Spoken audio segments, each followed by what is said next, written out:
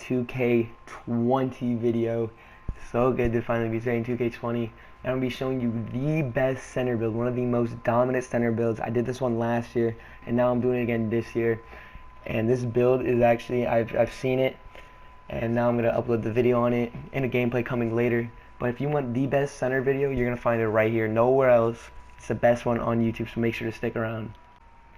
So the pie chart that you're going to want to choose is going to be this one, the fourth one down from the top, which is half defense, half finishing, a little bit of playmaking and shooting. With this right here, you're going to get an 87 on both rebounding stats, an 88 block, and an 88 interior defense. With that right there, when you're playing down low, playing defense, you're going to be able to get blocks, get rebounds, and contest shots easily. You're going to have a 77 post moves right there itself. That's decent compared to other builds last year. You want to get that much high of a post move, so now you can, and with a 75 post fade and then an 80 post hook, so you can be playing defense, getting rebounds, and doing post moves all in this build, and be finishing at the rim with a 95 standing dunk, 75 driving dunk, and a close shot 88. That right there, you can finish at the rim, you can post up, do post spin, do all your post up stuff, and play defense, which I think is a huge W.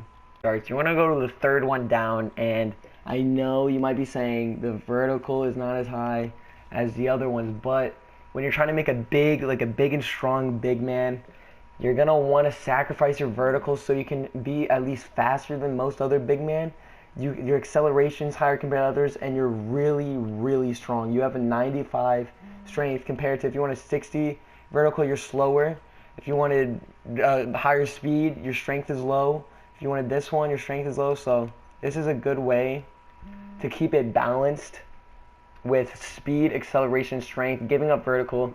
When you're going to be standing under the rim, you're not going to really you're just going to be able to do standing dunks or lay it up in. So it's not really going to cost you, especially when you're going to be playing good defense.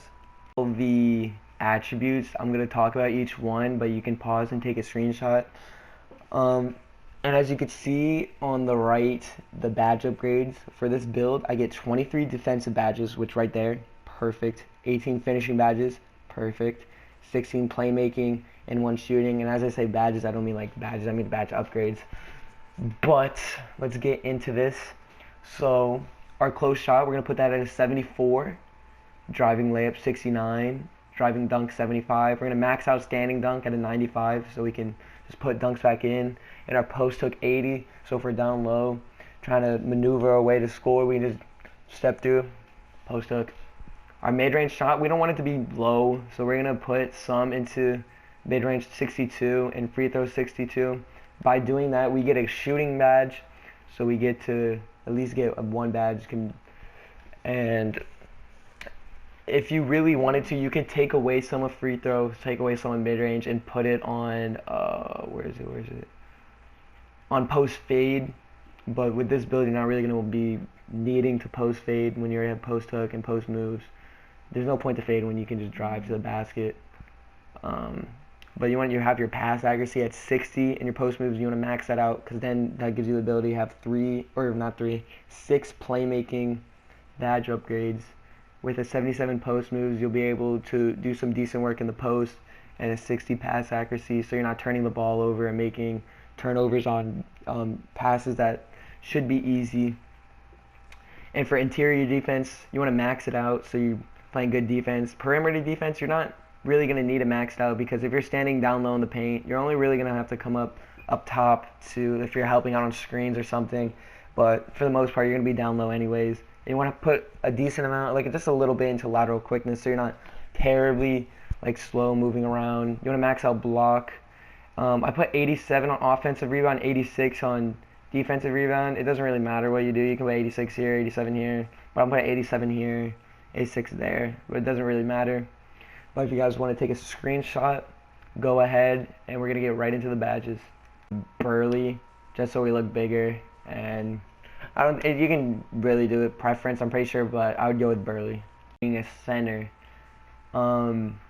So usually last year we'd want to go up to 7'3" or 7'1", But the thing is, with being 7 foot, if we went up just one, we're already losing from 63 speed to 57, and we're losing even more on vertical, even more on acceleration. We're losing more on driving layup, driving dunk, some shooting, our accuracy, our ball handling, and some of our defensive stats just by going up one, just to 7 foot. 7'2" and 7'3", it's even worse. See 7'3", 44 speed, 33 vertical, and we're getting terrible minuses on our stats. So here's what I went ahead and did. I went down to 6'11". That brought my 63 speed to 70. That brought my 46 vertical to 50 and brought up my acceleration. But it also brought up my driving layup to 70 by 3, my driving dunk by 5, and I think this year contact dunks are at an 80 driving dunk. I could be wrong. It brought my shooting up, it brought my pass accuracy up, and my ball handle, and it brought up my steal, my perimeter defense, and my lateral quickness. That's why I went ahead from 7 foot, instead of going up, go down this year. I promise you, going down is the move. Speed, all that stays the same, and your interior defense goes up by 1. So you don't want to be real heavy. So you just want to go with this. It doesn't negatively affect anything. It brings your defense up by 1. So go ahead and do this. For your wingspan, go ahead and max it out. Hear me out. Usually you're going to max out your wingspan on your center anyways.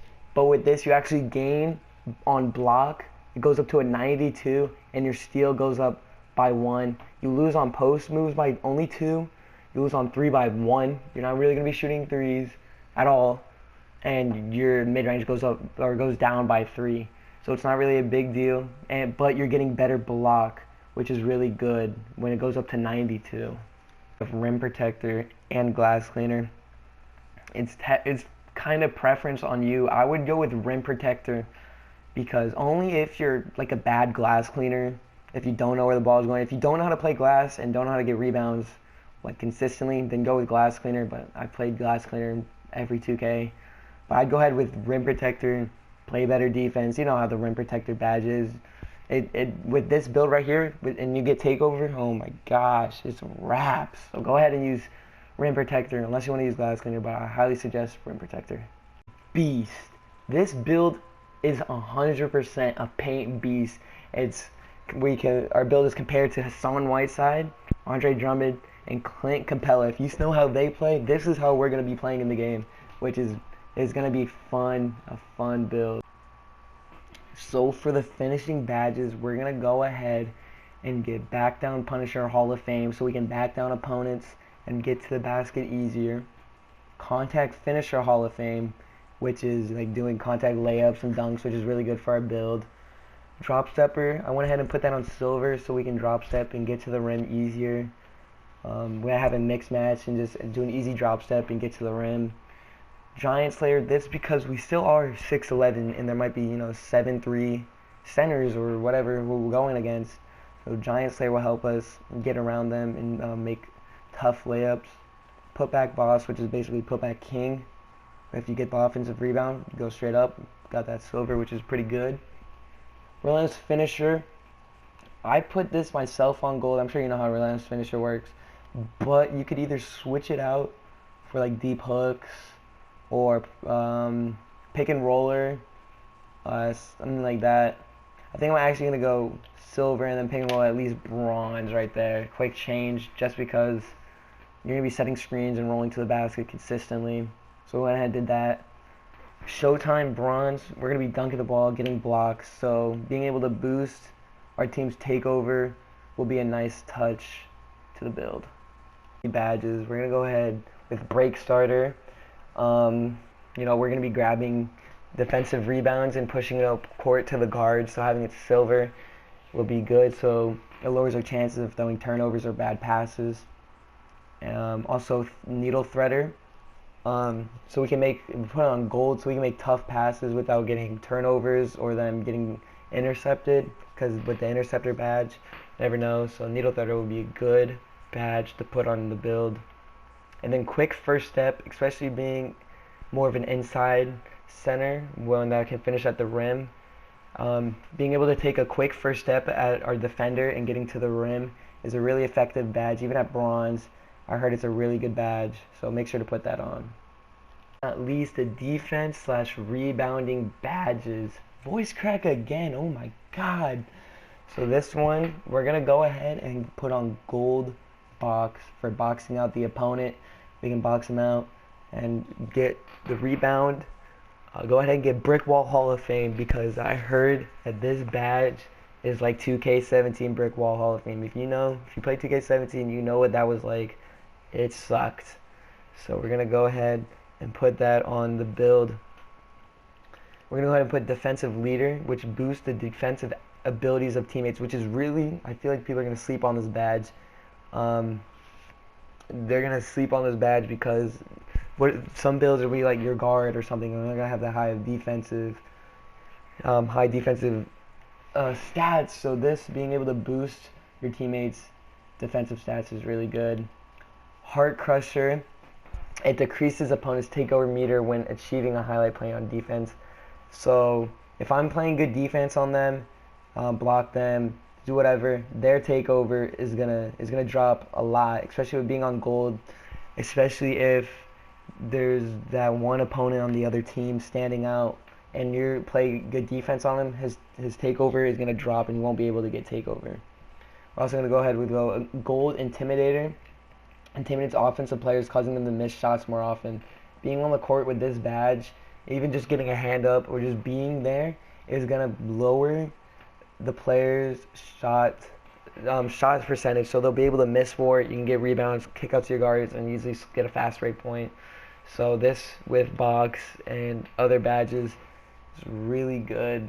Also, you're gonna have moving truck, strengthens the defender's ability to move people around in the post. So you can move the player in the post. You can tell with this badge, you control him, you be the bigger man, and then you play defense and block his shot.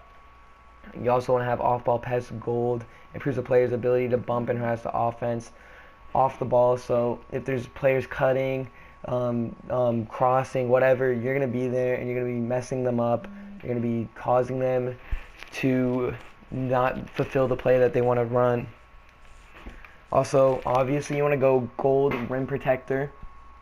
Put this on gold so it boosts your blocks and gives boost to takeover meter for blockers slash teammates. So this is a good badge, obviously, as you've seen in previous 2Ks. Dominant center build in 2K20. You're going to want to get on this build ASAP so you can be one of the first people to have this build. So if you did enjoy and want more 2K20 videos, make sure you drop a like, subscribe, leave a comment down below, and I'll see you all later.